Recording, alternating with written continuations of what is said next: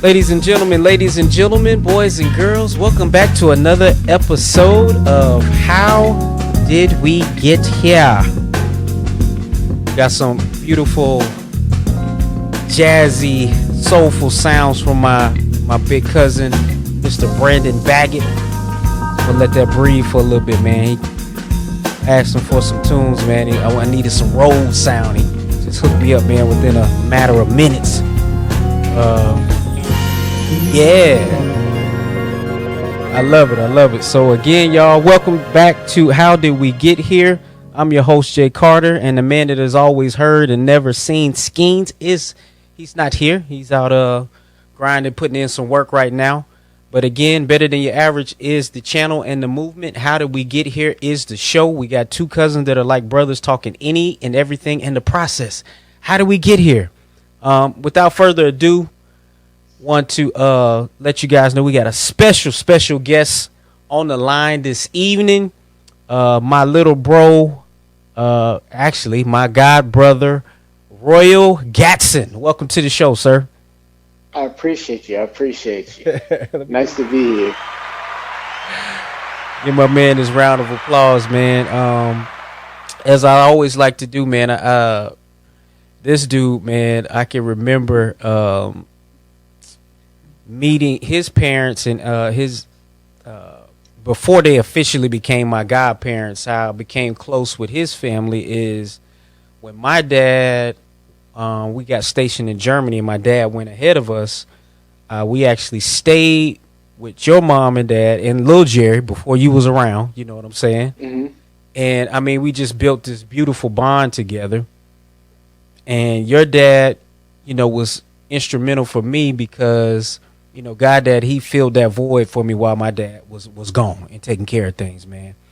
And so Roy was always, I don't think he'll disagree. He was the firecracker of of all the kids because he has an older brother, Jerry. Then it's him. Then it's Jared. And then came Reagan. And then after that, the last of the Mohicans was Jaden. So Roy was always cut from a different cloth, man. But one thing I can say about this young brother, you know, he's on top of his game right now. And we want to talk about a new project that he has and a new book that he just released. And Roy, can you, what's the title of the book? Tell us the title of the book, brother. So the title of this book is Proverbs Man. The Proverbs Man. Now, what's intriguing about this is we've oftentimes heard about, you know, a Proverbs woman. So what prompted you to, well, before we get into that, I always ask my guests, if you had to title the story of your life, what would the title be? You know, I've watched some of your shows and I've been thinking about it. So I'm like, what can I title this? Okay. But because I try to think generationally. Okay. So I would say the story that doesn't end. The story that doesn't end. Okay, Royal Gatson. So, okay, going into that, we've heard of the Proverbs woman. So, what was your inspiration and behind you writing it from this male perspective? For sure. So I was actually at work one day. This is kind of just my introduction in the book, but I was at work one day and my coworkers, we'd just be talking with each other and these conversations were bound to be deep. And one time she asked me a question. She said, Alex asked me a question. I know what the Bible says about a woman, but what does it say about a man? And I was like, I don't really know. You know, like I had to stop and ask myself, and I don't like just making up stuff off the fly if I don't have a good answer. So I said, I don't know, but I'll do some research, I'll do some studying, and I'll get back with you. And then as I researched, studied a little bit, I realized that the whole book of Proverbs was really a King Solomon recalling what his father David, who was also a king, told him, or a King Solomon telling his son how to be a king, or different other people in the Bible. But more or less, even in Proverbs 31, it's King Lemuel's mom telling him something about how to be a man, and then she gets eventually into this is the type of woman you need to look for. Okay. So then I was like, oh man, this whole thing is really written to a man, more or less. So I said Proverbs Man. So why do you think that part of the story is typically overlooked? That's a good question. Why do I think that part of the story is often overlooked? Well, I think it takes a little bit more time to dig out. Like the Proverbs 31 woman, Mm-hmm. it's what chapter 31, 10 to verses 10 to 31, if I'm remembering that off the fly, right? Mm-hmm. So it's like right there, boom, laid out, nice and easy to read. Mm-hmm. But the Proverbs, man, when you go through Proverbs, Solomon repeats himself multiple times. But he really says about the same things over and over again. Mm-hmm. So I think it takes a minute for people to just dig out the whole book. And Proverbs itself is somewhat complex to read, if we're being honest. Like, Mm-hmm. there's some stuff that doesn't really make that much sense at first glance. Mm-hmm. So I think that's the difference. That one takes more time to kind of study out and really trying to grasp what he's saying. And Proverbs 31 is just laid out right there, short, sweet, simple. Now, would you say the process of, you have the idea that you want to write this book. I mean, how was that journey for you of actually putting this body of work together? Right. So the process was it was a long process, because I would say she asked me that question 3 to 4 years ago. Okay. So then it's just a whole bunch of studying that goes into place. But then I think one of the bigger things that I probably never really talk about, but I'll talk about it here, was you have to like break mental barriers. Mm-hmm. Because you get the idea of writing a book, but then you're like, hey, I mean, my dad did write a book last year, but Yep. you still get the concept of like, I don't know many people writing a book. I don't know how a book's going to turn out. And you kind of can talk yourself out of it a little bit, and then that causes you to drag your feet on it. So you have to like break down those mental barriers and say like, the time is now. I can write this book, and I believe this is a book people want to read and will read. Yeah. I was going to mention the guy that did write. And if for y'all that don't know, this young brother is a minister. He comes from great stock of his dad. My godfather is a pastor. So you can see the influence of how he moves. Now, with this book from the male, talking about the man, what is your overall intention for this work? How do you want it to reach people? I believe there's a few intentions. I think just like men, we have the Proverbs 31 woman to look at. We can open up the scriptures. I think likewise, women want to know what to look for in a man. Mm-hmm. And I don't think that's been highlighted oftentimes, so I felt the need to highlight it. But just from a man's perspective, Mm-hmm. I think we also want to be equipped with those tools necessary in order to live this life as well as we can. Mm-hmm. So I just thought it was beneficial. I really think it's beneficial for anybody, whether it be the female or the male. It's beneficial either way. So, what would you say? Not wanting to, of course, we want you guys to go out, purchase this work. You know what I mean, and even gift it to somebody. So I'm gonna make sure, Roy, that we have your information of where we can get the book and everything. But Absolutely. if you had to pick out for one key thing for men from this work, what is it that you would say is kind of like an overall thing that you would give to men from the book? That's a good question. So if there's one overall thing, I'll probably go to the last chapter. Okay. And it says a just man falls. It says a just man falls 7 times and rises up again. Mm-hmm. So really just I think a lot of times what keeps us back, and I'm kind of going into the book, but I'll go into it. One thing that kind of keeps us back is the shame. The Bible says Jesus despised the shame, and then he sat down on the right hand of the throne of God. Mm-hmm. So that was right after taking the sins of the whole world. Right. So I think oftentimes what keeps people from moving forward is the shame of whatever they did.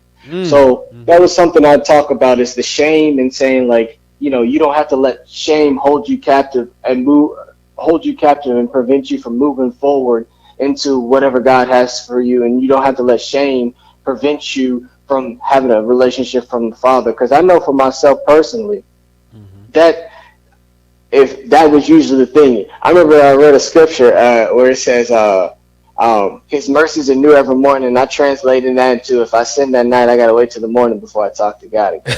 Okay. You know, Right. which sounds crazy, Right. but I think it's a shame that prevents us from ultimately getting back to God. Yeah, I think. Matter of fact, my dad and I, and my mom, we talk on the phone all the time and get into these deep conversations. But I was thinking, Roy, about, and I've thought about it often, is because I'm getting ready to be 39 March 18th. Roy, you just turned what your birthday was December, right? December 27th, and I turned 27. He turned 27. So there's literally like a generation, if you will, almost between us. So I oftentimes think about for the generation that came after me, where there was a break there for some of us that grew up in church, where we became kind of disenfranchised with church. And I try to think about what was the reason, right? And so I came up with this. Well, I didn't come up with it, but just sitting and spending time with the Lord. And my way of thinking is that I think sometimes, Roy, let me know what you think about this, is that as we go through the process of being saved and advancing ourselves and growing in the things of God, sometimes if we're not careful, we can become what I call kung fu karate chop Christians. And what I mean by that is that if we don't keep that humility about us that God is telling us to have, actually, is that we run around with like we're Christians with black belts, and we always got to be showcasing our skills of how saved we are all the time, how good we can quote the Bible. You know what I mean? And then we're also measuring other people's salvation all the time. You know what I mean? How saved is that person? And going back into, I think what happens sometimes is if we're not showing our flaws, we're not showing our shortcomings and things of that nature, it puts people in a perspective where it's like, like you said, I'm too ashamed to even let you know where I come up short at. You know what I mean? Right. Because you got these people around me that are always, again, I knew a dude, this was years ago, where I was in Walmart with a friend of mine. And we were looking at, this was way back, we were still looking at like magazine, in the magazine section, looking at the Source magazine or whatever, hip hop, I don't know what, XXL or something like that, right? And so I saw an older gentleman for church, and he's, oh, hey, Brother Carter, da-da-da. And I'm like, oh, yeah, this is my man right here, da-da-da-da-da. First time shaking his hand. Tell me what you know about Jesus. And just like, whoa. You just met him. You know what I'm saying? Right. So I think what you're talking about is that we do have to allow people, because, as that saying goes, is that the reason that we have a relationship with the Lord, the reason that we go to church, is because we're flawed people trying to get it together. And it's only by Jesus that we can get ourselves together. Now, as you talk about shame, you came up as a preacher's kid. You know what I'm saying? Right. So I think you had a level of pressure that some people might not understand. And there's all these things about, quote unquote PKs and stuff like that. So when you guys were here in Texas, I mean, you were pretty young when y'all left. You know what I mean? So right. You, as far as your formidable years, as far as middle school, high school, all that, y'all were back in Kansas. So being a preacher's kid, what was the, for lack of a better term, what was the gift and the curse of being a preacher's kid for you? I guess the gift is probably, the fact that you're just growing up in church. There's definitely no limits to what learning God can do for you. Right. If I said that correctly. But that's definitely a gift. Another gift would be work ethic. I say I was working probably at the age of like 7. Right. So you have to start working really early. But I think that's something that's translated into other parts of my life. So that's definitely a gift. Yep. I don't know if I call it a curse per se, but like, yeah, the challenge. We'll say the challenge of it. Right. At the time, you feel like you can't do some things that other people can do. Mm-hmm. Even though we were still allowed to go to dances and stuff Mm-hmm. like that, and hang out with friends, but like, you do feel like you're missing something sometimes. Mm-hmm. Um, until you get in, then you realize you ain't really miss nothing, or Right. that you wish you never had it. But Did you feel I like would say did you that's feel like you grew up in a strict household, or what was the because you come from a dynamic where your mom and dad are together, they locked in. right. How did you feel as far as I'm curious because I know both of them so well. Hmm. As far as godmom and goddad, who was the disciplinarian? Who was the harder one? Who was the softer one? Give me some insight on that. Who was a disciplinarian? Either one, because I got in trouble a lot. Um, that was kind of my mo. So either Right, one. right, okay, Um, Stricter or softer, it just depends on what the issue was. right, Like, I okay. think there's some things that maybe as a man, dad may been able to understand a little bit better, Hmm. potentially. Um, or maybe because I'm probably a little bit more like him. So I think this is really what it is. In some areas I'm more like mom, in some areas I'm more like dad. So therefore I think in those areas it may be more understanding Hmm. in that area versus another. But it really just went either way because I did get in trouble a lot. But yeah, it Hey, went either way. Roy, let me tell you, I was sitting and thinking, man, you were too young to remember this, but one time at your old house Uh oh. here in Texas, I can't remember because y'all, when we came back from Germany, right, we stayed Mhm. with them when our house was getting built.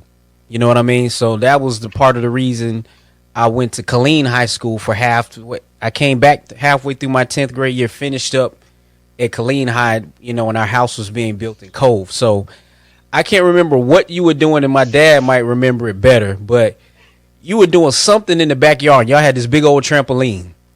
And I can't remember what it was that you did. My dad said, "Boy, if you do that one more time, I'm gonna get you," whatever he said. And you did it. And I remember my dad was trying to get you, and you took off running around the trampoline in the yard, and and my dad was actually like sprinting behind you, and like this dude. It was so funny, man. So And that probably stuff like that probably helped me with track in right. Well, yeah, college. you did become a pretty decent track athlete as well. You know what I mean? So, because yeah, he did have to actually put a decent little amount of speed to catch you. So, so I think it's interesting that you again you talk about, of course, you find out there's things growing up that you feel like you want to do, and my mom and dad took the same approach as well.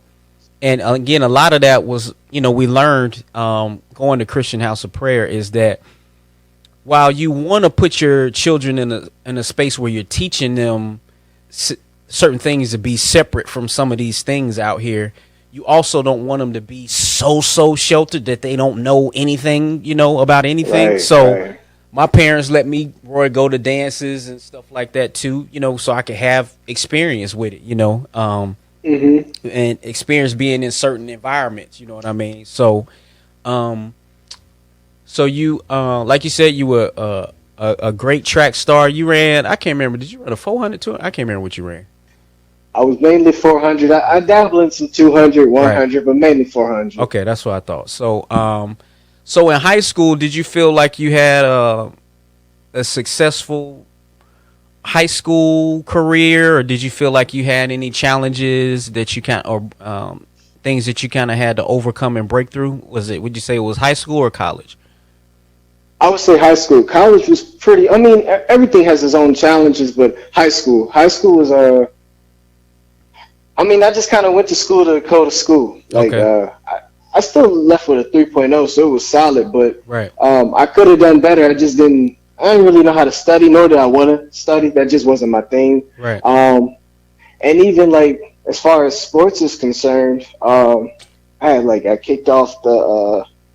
Well, I tried to get kicked off. They tried to kick me off of the track team, but Dad got me back on, so I appreciate that. Yeah. Right. Okay. Good looking. My ninth grade year, and Uh huh. I had quit the football team, and didn't try for the basketball team.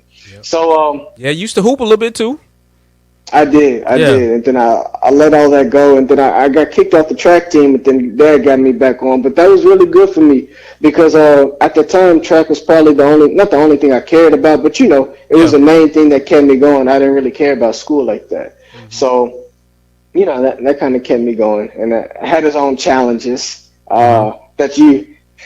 I'll keep it like this. It has its own challenges as you look back, and then we've been more aware of some things that occurred this last year. You look back and say, was that motivated by, but I'll leave it alone.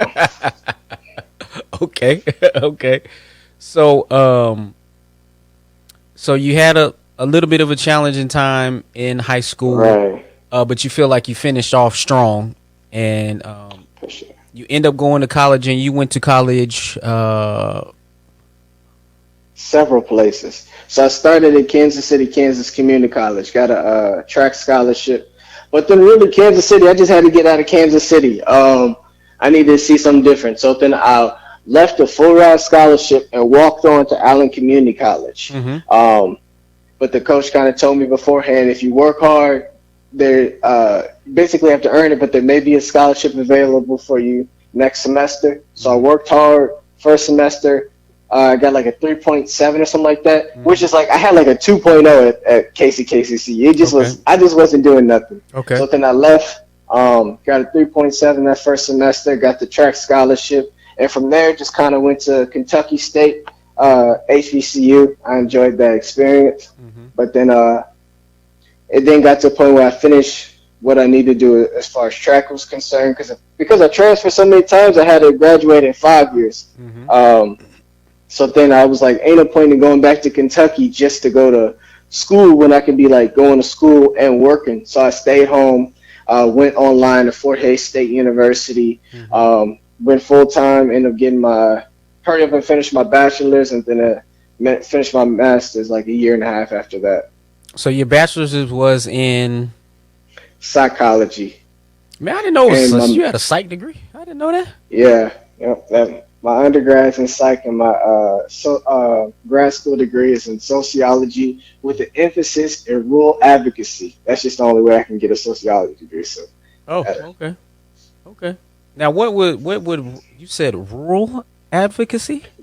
yeah, it's rural advocacy. Like, really, what I wanted to get into, it never really lined up how I wanted to. Matter of fact, it kind of did. I'll talk about that here in a second. But I wanted to get into kind of urban planning, city planning, and Okay. everything like that. I love to see how cities are involved, how they moved, and kind of like I just love all that sociology. I love that. Mhm. But Okay. Cool. I wanted to become a professor with that degree. It didn't quite line up, which is fine. But I've used it in other avenues, so I'm thankful for that. Okay. So now that so you graduate with your degree, and hmm what happens in life for Roy after that? So after that, I then became the supervisor over the job, um, and so from there, it just kind of I don't know. I guess I just started thinking at that point, because once you graduate, you're like, okay, so what's next? Mm-hmm. And you start game planning some stuff, and then I was at my apartment complex one time, Mm-hmm. and they let you know your lease is about to end in 2-3 months or whatever it was. And so I just read that email, and then without having any foreknowledge of what it required, I said, I'm gonna buy me a house. Mm-hmm. And so from that point, I just bought a house, and then in the process of buying a house, I was like, if I can buy another house, I'll just rent this one out and just keep on doing it. So then I did that again and bought another house, and then just got into the book eventually. Mm-hmm. Mm-hmm. That's dope. Now, now can you take me a little bit through, if you will, your again preacher's kid, but what was your personal journey to, your revelation, you will, if you knowing that you wanted to be a minister? Right, that's a good question. So, it was probably like 3 or 4 years ago. I felt like I was making the same mistakes, and my mistakes are pretty much always the same thing. It's just always related with women. Mm-hmm. So then I was just making the same mistakes. Mm-hmm. And I just wanted something different. So I just started reading the Bible. And that was honestly the first time I pretty much ever read the Bible.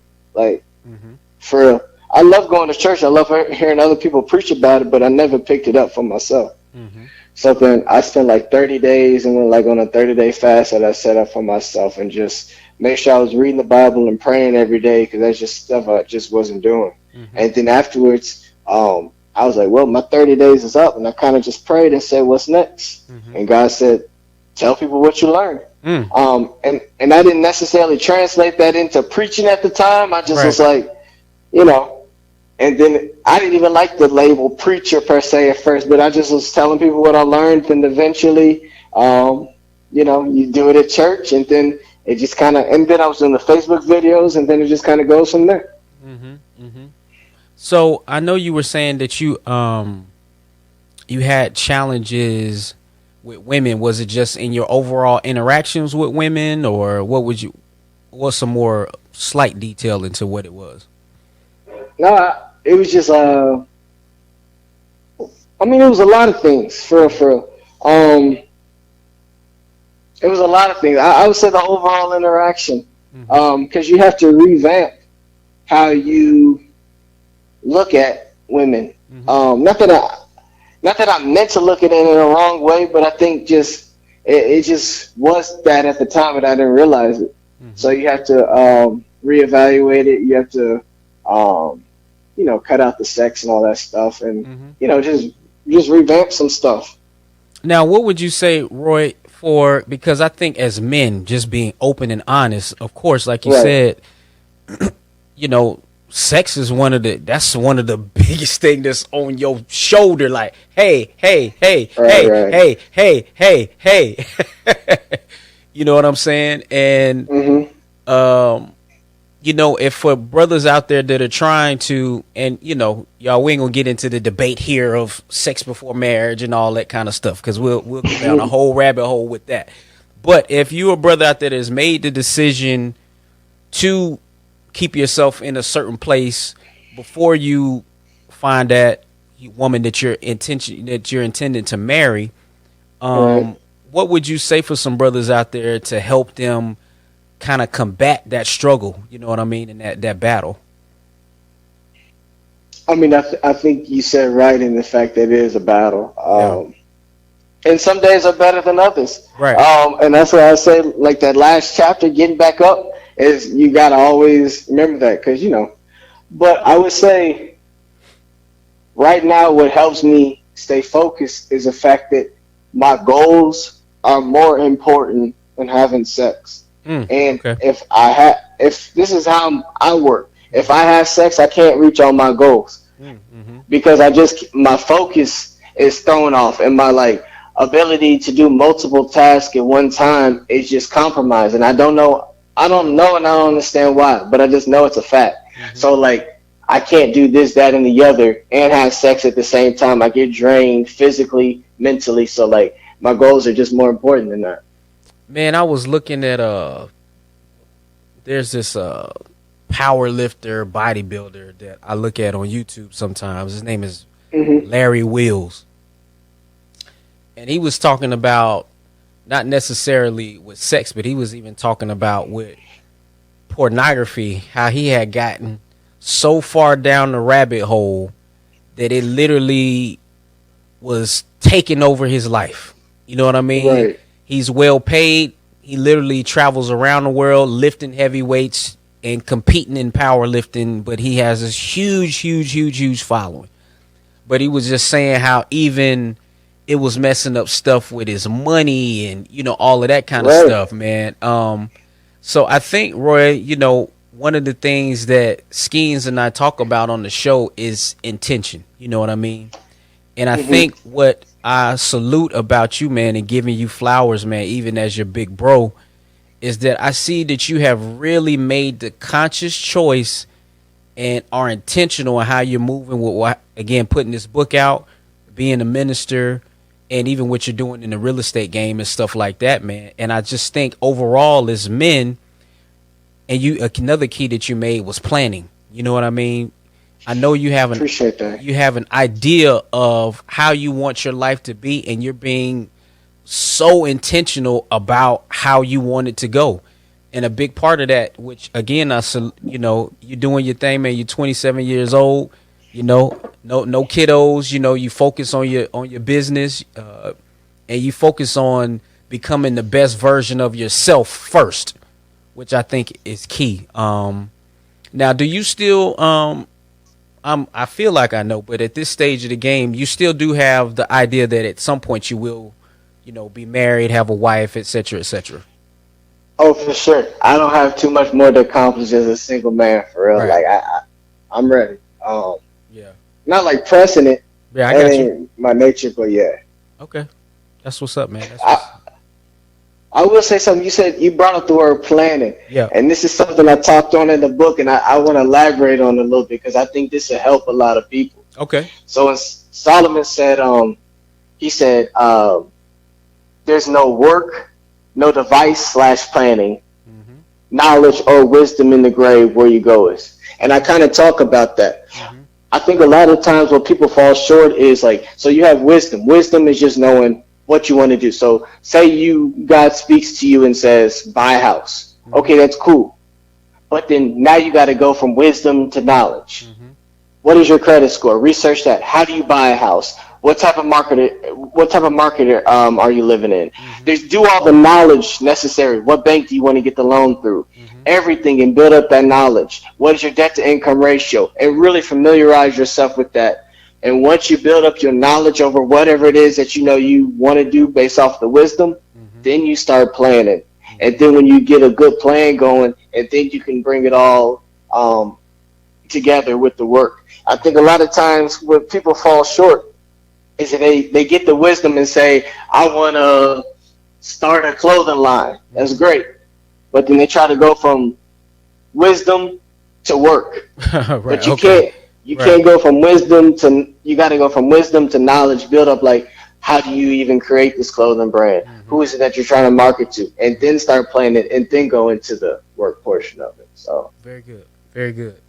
And I think too, like you said, the work part of it is, I think, one of my key things, just to piggyback off of that, whether it's in building your brand, building your business, or building relationships, is that can't be afraid of the work phase. You know what I mean? can't be at all.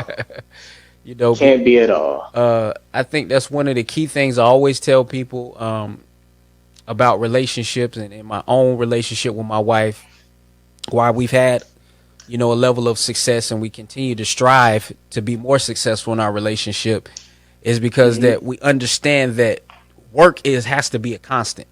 You know what I mean? Right. It never stops. It's ongoing. My parents have been together. This year will be 42 years. Wow. Your parents, I think, they just had an anniversary. Did they hit 30? Am I tripping? I think they're about to hit 35 for real. 34, I know, something like that, Yeah. right? You know what I mean? High school, Yeah. straight up high school sweethearts type thing. They're gonna be mad I don't know that. They gonna be on both of us, but Right. and I talked with Goddad the other day. I hit him for his birthday, and I was like, "Hey man, I want to have you come on the show, but I gotta have Roy first." You know what I mean? So you the lead off man for the Gatson family. And I appreciate that. yeah, so guys, Roy and I had talked about this a while ago. You know what I mean? Right. And he's such an open dude, and like I said, the last time that I was really around Roy, he was a young man, but because of the bond that our family has, and I feel like the relationship we even built as he was a small child, we still had that thing where I can reach out to him from time to time and get with him and check in with him, and you always so open with me, man. That's one thing I just love about you, man. Now, I wanted to ask you too, in your relationship, as you were talking about with women, Right. or just in marriage in general, what kind of example or kind of nuggets do you think you'll be able to take from your parents? Again, high school sweethearts, been together forever. Got 5 kids. 5 kids these days, a lot of kids. You know, back in the day it wasn't as many, but 5 these days. So what are some of those things that you saw them do that you'll be able to take and use in your relationships or relationship? I think what you were talking about is the work. I think a lot of times people have a fairy tale idea of relationships, or been watching a lot of TV and Netflix or whatnot. Right. So it's a lot of work, and I've seen that firsthand. And it's the best work you'll ever have in your life. That and having kids, it's excellent. Yeah. But it is also probably the hardest work you'll ever have in your life. Yep, that and raising kids. Right. So they go hand in hand. So I've been able to watch that for 27 years. Just my parents, and see all the work they put in. Because it has to be a constant, both of them wanting to work it out. Yeah. So absolutely, I've learned a lot, more than I can even really express in this conversation. And you know it's funny, Roy, is that I knew your parents as 20-year-olds. You know what I'm saying? Which is so funny to me, when they had their small apartment and we was all holed up in there together. You know what I'm saying? And the dynamic at that time, and one thing that I gleaned from your dad, goddad, was always a very measured man. You know what I mean? He had parts of him where he could, like you said, he had that disciplined part of him, but he was always so measured because, and to me, he was so cool, man, because y'all, this is back in the day when, again, my dad is in Germany. I got him there. Your mom would send us out to, because there was like a 7-Eleven right around the corner from their apartment, right? So she would send me and him out to go run and get something real quick or whatever. And that was when Street Fighter, Roy, was, the rage. There was a Street Fighter arcade game in every little place you went. And so we would go to that 7-Eleven, and your mom always knew it took us some extra time to get whatever it was, because me and him, he would give me $1 worth of quarters and he would get $1, and we would knock us out until we lost, or whoever was in there. And so, he was so intelligent. That dude could dance, he could pop lock, he could draw. I'm like, this dude could do everything. You know what I'm saying? We played basketball together. He was fast, he could run fast. I'm like, Roy, because sometimes when we would ride home together from church, we had a little game where your mom would put your dad out a certain amount of distance from the house, and sometimes he could race us back to the house and get there before us. I believe it.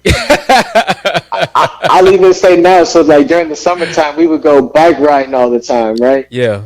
And I'm still in good shape. Like, and I was a collegiate athlete not too long ago. Yeah. He holds his own in like a 7.5, 8 mile bike ride with me, where he's like right behind me. So yeah, I believe it. Another story I remember, y'all kept our dog. We didn't take Copper to Germany with us, but sometimes he would get out of the fence at the old apartment. And one time Copper would get out and just take off. Y'all, we ain't had no trained dogs in there, y'all. Y'all know how it go, how black folks are sometimes. But Copper was down the street and had turned the corner. And so Copper was kind of just running, kind of chilling. And your dad took off. it was like he was Flash, man. And by the time Copper turned and noticed your dad was coming, he was right there on him, and he ran him on back to, pulled him on back to the house, man. So, again, going back, he was just a measured dude. And from my dad had moments where he could trip, but he was usually a measured guy. So it was those guys that I looked up to for how I move today, where I'm usually, for the most part, I'm not really emotionally tossed around. I'm kind of a level guy. Now, your godmom was the crunk one. You know what I'm saying? She was crunk. She was crunk. You know what I'm saying? That chick was fiery. You know what I'm saying? She was tough. She'll show you that she wasn't weak. She was strong. She'll grip you up sometimes, Right. But, she was always so sweet and treated me like one of her, she was my godmama. So she treated me like her kid. She would make these, it was some fried little apple turnovers she used to make. I used to love, and her twice baked potatoes that she used to make. Oh yeah. Oh, oh yeah. God, Lord.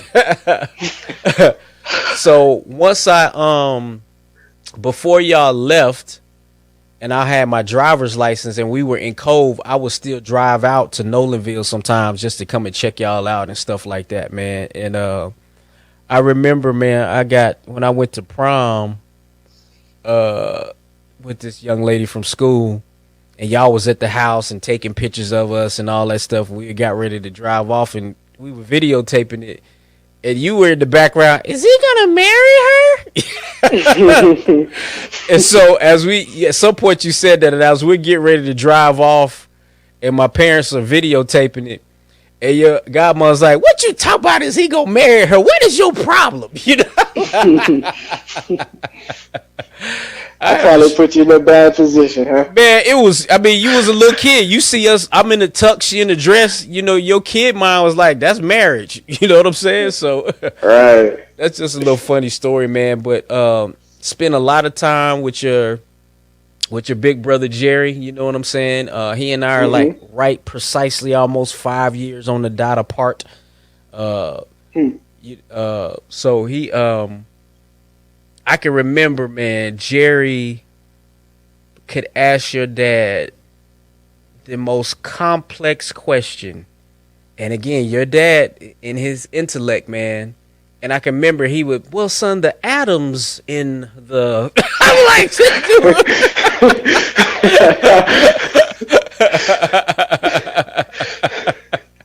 And Jerry, because when we were getting ready to leave, I was like, when I met them, I believe I was like 10. So Jerry was 5. And, you know, Jerry was always, you know, straight A's in school, all that kind of stuff. So he was coming and asking your dad some of the craziest scientific questions. And your dad would sit there and break that stuff down to him, man. You know what I'm saying? But your dad was just dope, man. We would be reading comic books and watching X-Men, the cartoon together, man. He was pivotal for me, man. I'm telling you, man. Absolutely. That's why I say I think that bond, it just carried over. You know what I'm saying?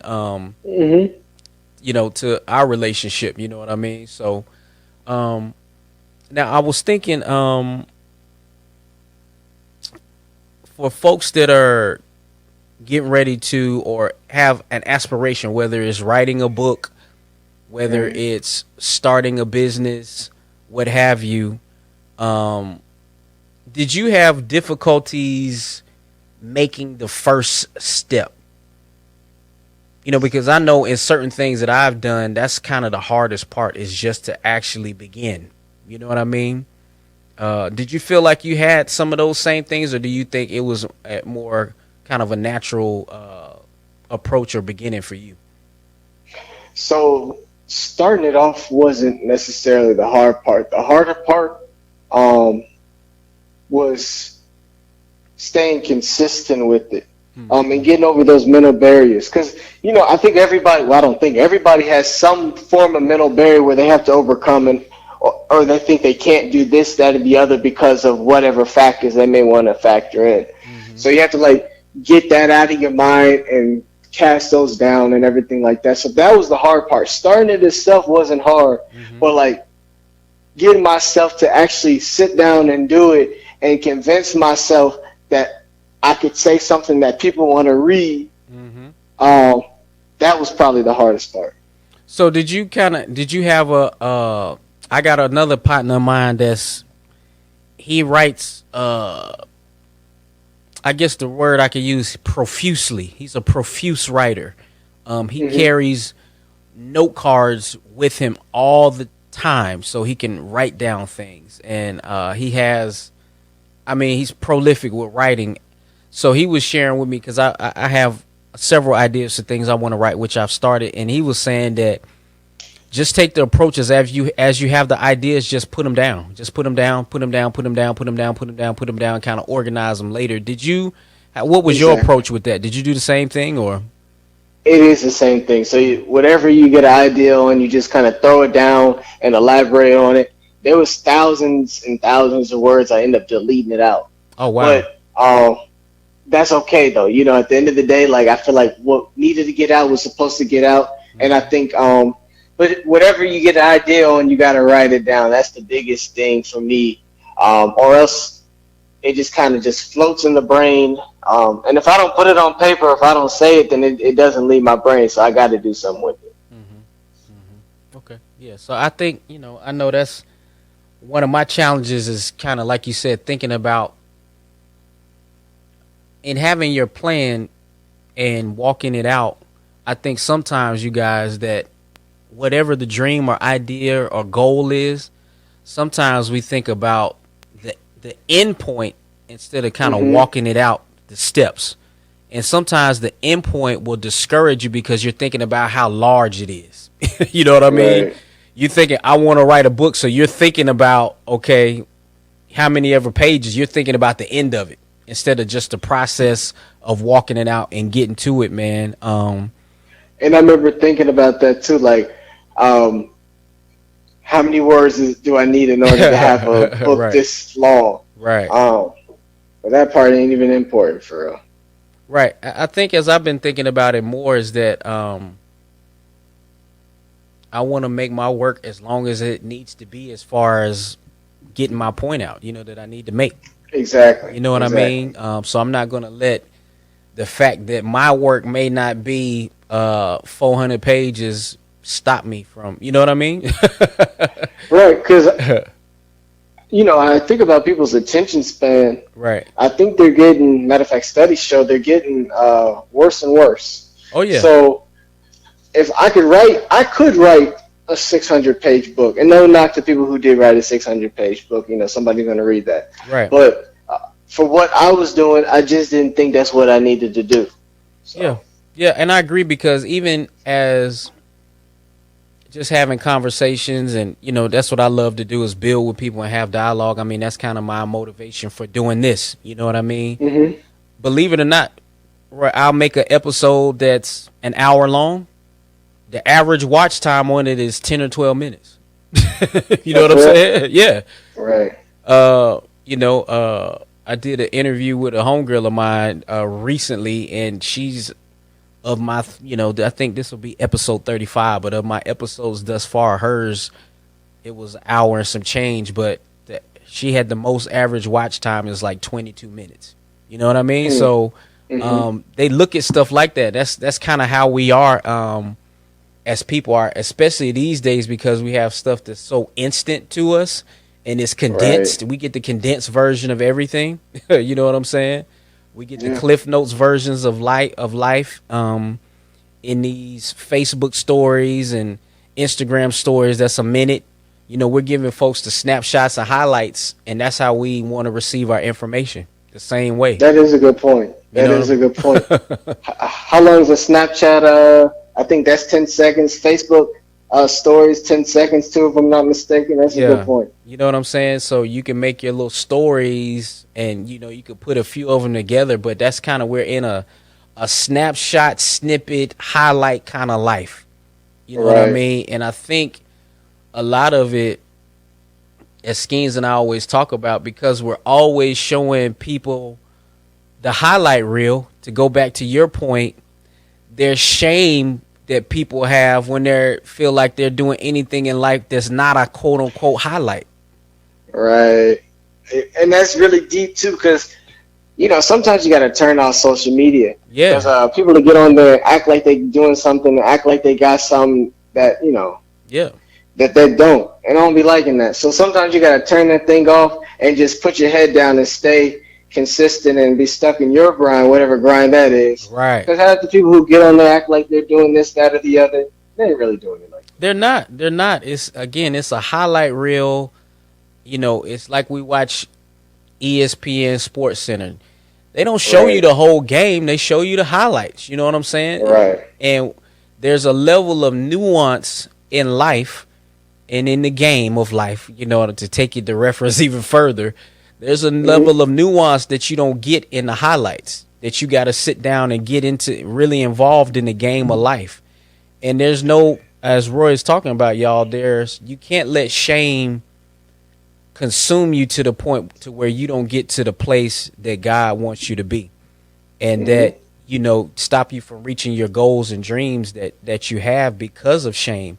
I can remember, you know, Bishop would always say, Roy, that we all are X-Men because we're all an X something. Right. All of us are, man. We're all an X something, and we're all in that battle fighting that X thing. You know what I mean? One of the other covenant pastors, Pastor Moore, man, and this, I mean, he hit me between the eyes one year. He came and spoke at a conference or something.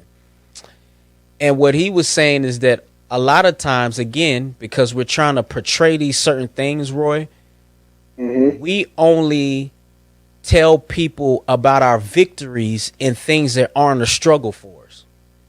Right. Right. So he was like, I want to know from a cat, how you doing in that thing that you struggle with? Right. And he was being real. He's married. He's a pastor. He got this wonderful church. But he's like, for me, my struggle was always women. And he said, even right now, he said, I'm telling y'all, as a married, faithful man that's a pastor, I can't be around women a certain way by myself and stuff like that. I got to control that thing. You know what I'm saying? And where it was evident for me, Roy, because, you know, again, I'm getting ready to be 39 years old. You know, I never was a dude that drank, smoked weed, never smoked a cigarette. Only thing I smoked, me and my friend rolled up some paper in middle school and smoked it one time. We rolled up some notebook paper, trying to see what, you know, is this like a cigarette? So a lot of people, Roy, will run around patting me on the back because, man, this dude Jay never smoked, man. He never got high, man, this dude. But Roy, the reason why, that wasn't a struggle for me. Right. We drank, it never, ever, none of that stuff, cigarettes, it didn't move me because that the way that I'm wired, it just didn't move me that way. It was zero struggle, no stress, no struggle, no strain. Now, again, where I had to check the honest part of me is where I have to watch, because I like to run my mouth. You know, I have the entertainment gift in some aspects. You know, I had to watch how I was running my mouth with women, and I have to watch my ego. Those are where my struggle is, that I can get into my brain, because coming up as again, talk about the gift and the curse of things, is because for the longest time I was the only child in the household, and just kind of how my mom raised me up to be high on myself and to be self-confident and things of that nature, I can start to build this thing up in my brain, man, where I'm just feeling like I'm all that, man. You know what I'm saying? I'm all that. I feel like I'm 100% all that. And one of my ego checks, man, long story less long, is when Liz got pregnant with Jason, you know, because Trey was about to be 7 years old. And here this chick come hit me up one day after work. Short story I've told before is that, and she's like, yo, man, I'm pregnant. I'm like, what? And I'm just in my mind, I got, like you talk about, I got these things lined up in my brain, and my life is a certain way. And Roy, I live my life a certain kind of guarded way. I associate with a certain kind of folks, and, you know, my life is peaceful and calm. And, man, this baby is just throwing this off. Right. And I was spending time, man, you know, just meditating and praying, man, and God. And I'm like, Lord, you know, this is messing up my plans. I live my life this way, and da-da. And God was like, boy, you thinking that it's because of all these great decisions that you have made that your life is going a certain way, but it's been me. Right. It hasn't been you. It hasn't been you. It's been me. And I have blessed y'all with this baby. And just how I have sustained you then, I will sustain you now. It ain't been you, it's been me. And I had to, again, take my ego down several hundred pegs. Say, yes, Lord. But you would get ready to say something, man. Go ahead. Honestly, I forgot what I was going to talk about. But, yeah, that's definitely good. I think a lot of times we all have something we struggle with. Yep. You know what I've noticed, too? If people will pat you on the back for what you don't struggle with, and that's cool. But then you got to be somewhat careful with that, because then they almost think you're perfect, and when they find out you have a flaw, then they're disappointed in you. Man, you talking now, boy. You talking. So you always gotta like, some people that take it and roll with it. Oh, no. We all got flaws. We all got stuff. Just because something ain't a problem for me doesn't mean other stuff isn't. And if you roll with it, when they find out your flaw, they're gonna turn their back on you. Yeah, So you might as well just be real up front. yeah. I think again, man. Skeens and I talked about this in another episode, man. We was talking about we was gonna coin this and get some shirts made called Realophobia, man. There's a phobia of the real. You know what I'm saying? And talking about, we always try to take. Your book is about relationships. Everything goes back to relationships in one way or another. You know what I mean?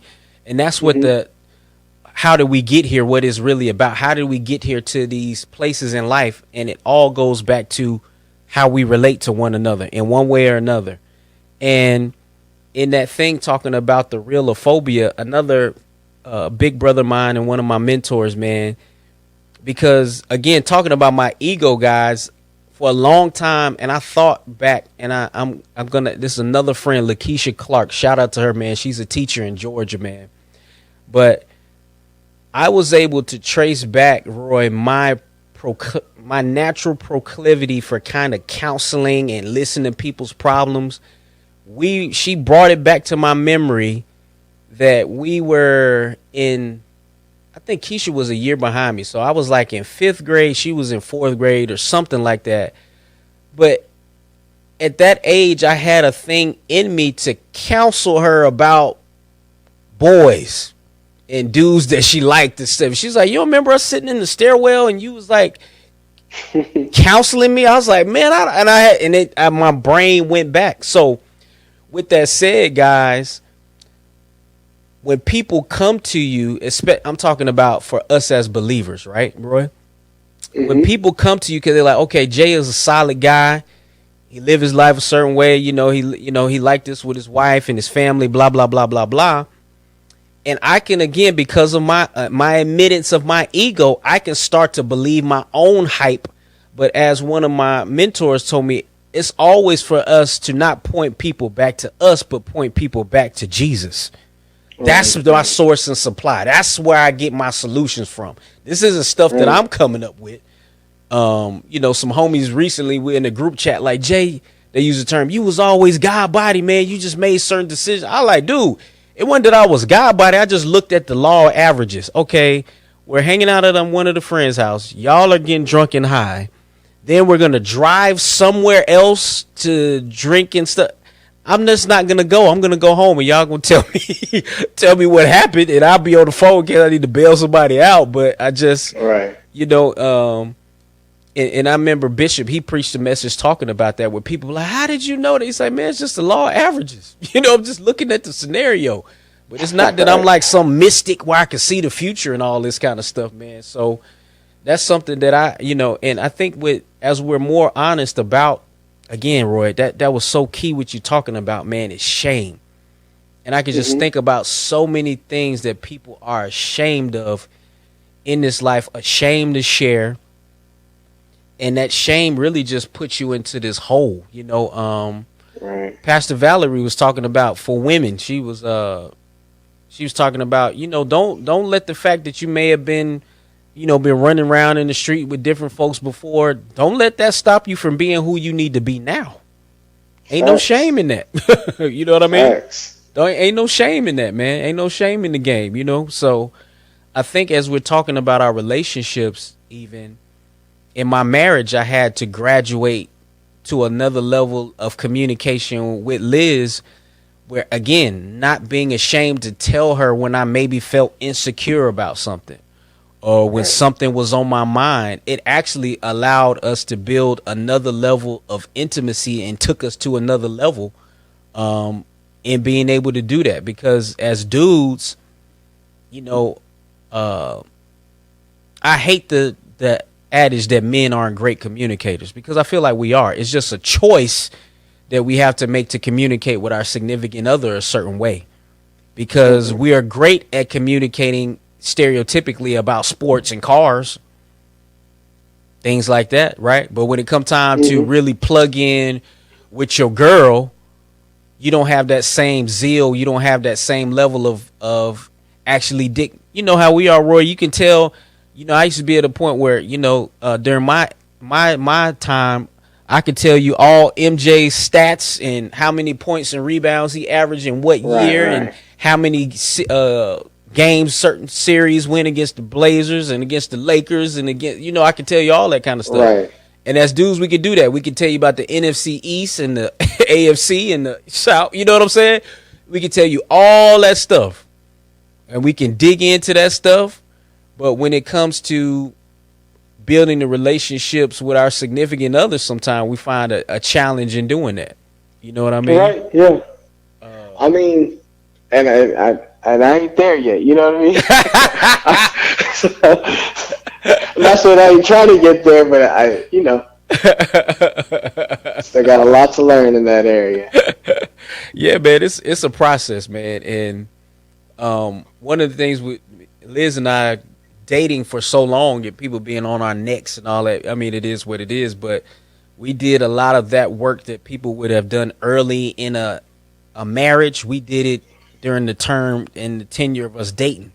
So when we got married, we weren't as newlyweddy as the average newlyweds.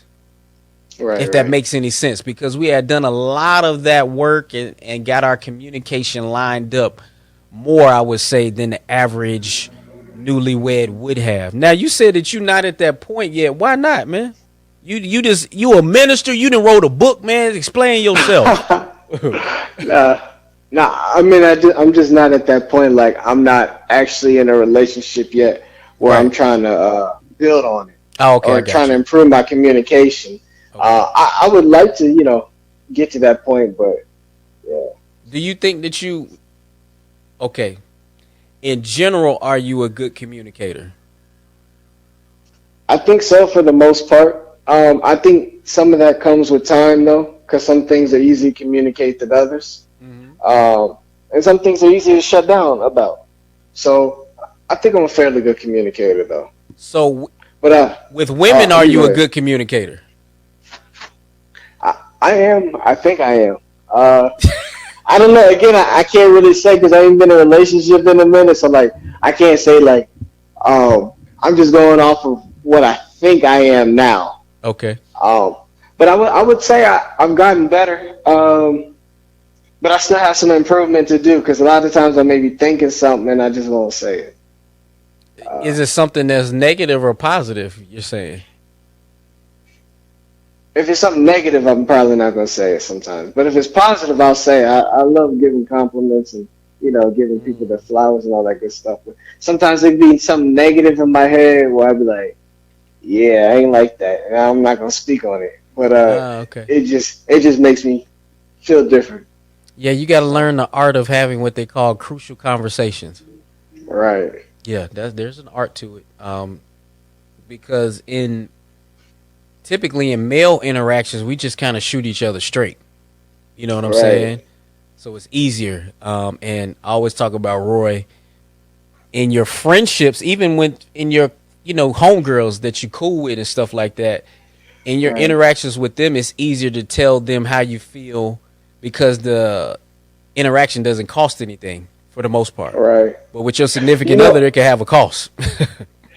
What's also helped me with that and why I think my communication has improved is because I supervise all women's staff. Oh, wow. So, yeah. So I have to, I had to learn that I can't communicate. And I knew it, but then I'm getting better at communicating.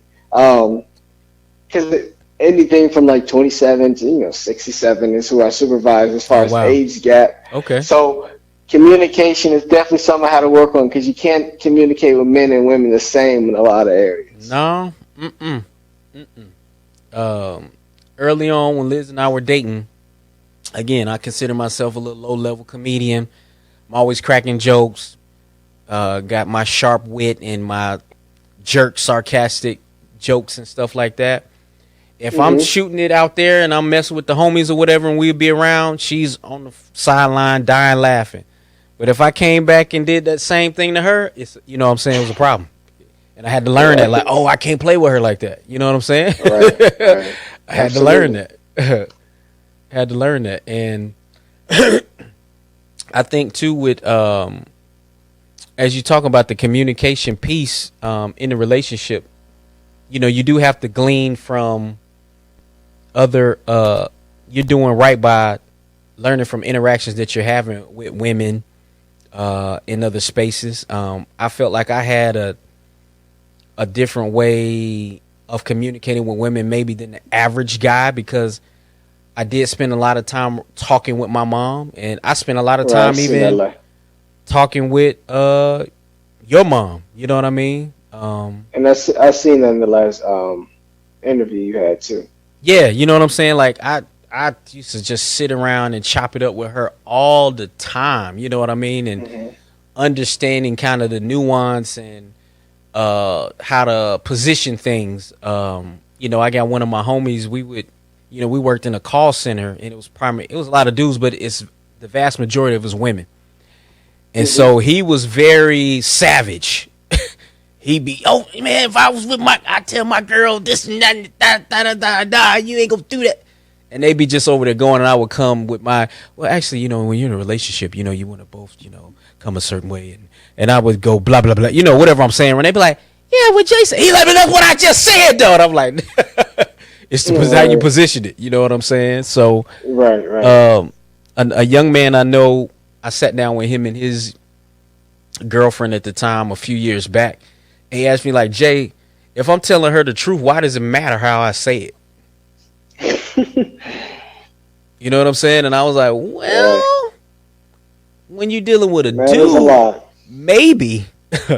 But in dealing with your girl who loves you and, you know, you have her heart, you can say some things in a relationship that slice. And again, talking about our egos, the challenge, and we're going to do an episode talking about it. The challenge in relationships, because we did a live a couple weeks ago, and we got into talking about love languages. And, you know, it's a very popular book, but a lot of people still, I find out, don't know exactly what their love language is. But the challenge in relationships, you'll find, is that it's easy for me to know how to love you the way I receive love. Right. That's evident to me because that's me. The challenge is that I have to find out the way you receive love. And I've had to learn that too. You know what I'm saying? That's the challenge. Or sometimes it can also be, you think all people receive, even if it's not your love language, you think, well, gifts per se. I used to think, well, you know, women like gifts. Yep. Well, that's not always true for all of them. Right. So you got to find out. So that used to be my problem. It's like, well, if you just buy something that'll cure all. No, it didn't work like that.